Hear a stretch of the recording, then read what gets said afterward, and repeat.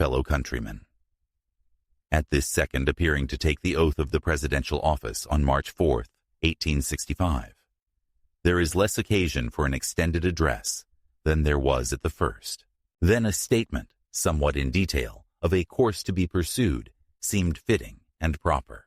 Now, at the expiration of 4 years, during which public declarations have been constantly called forth on every point and phase of the great contest, which still absorbs the attention and engrosses the energies of the nation, little that is new could be presented. The progress of our arms, upon which all else chiefly depends, is as well known to the public as to myself, and it is, I trust, reasonably satisfactory and encouraging to all. With high hope for the future, no prediction in regard to it is ventured. On the occasion corresponding to this 4 years ago, all thoughts were anxiously directed to an impending civil war. All dreaded it. All sought to avert it. While the inaugural address was being delivered from this place, devoted altogether to saving the Union without war, insurgent agents were in the city seeking to destroy it without war, seeking to dissolve the Union and divide effects by negotiation.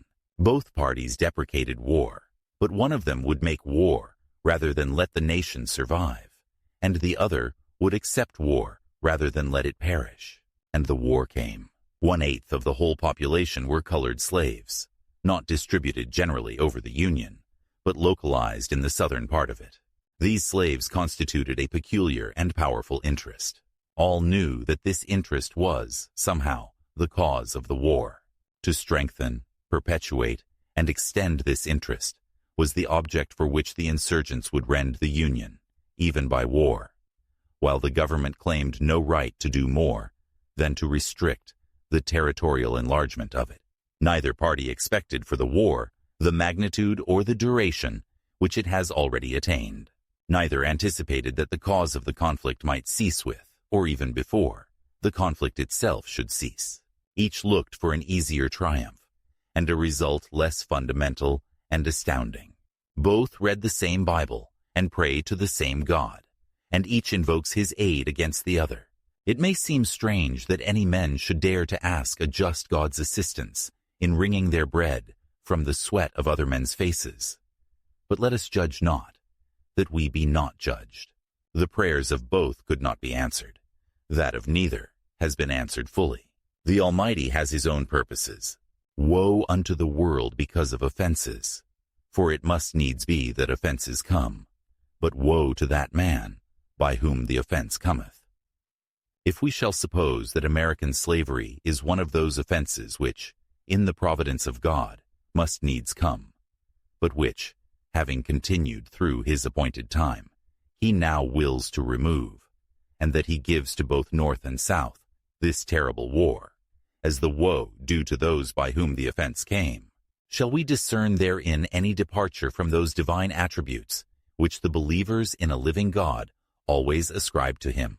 Fondly do we hope, fervently do we pray, that this mighty scourge of war may speedily pass away.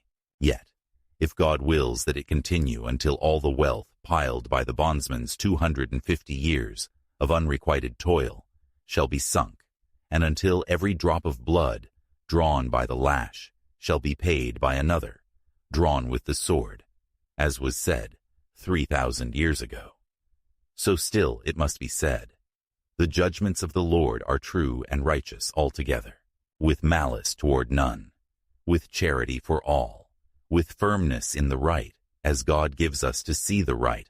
Let us strive on to finish the work we are in, to bind up the nation's wounds, to care for him who shall have borne the battle, and for his widow and his orphan, to do all which may achieve and cherish a just and lasting peace among ourselves, and with all nations.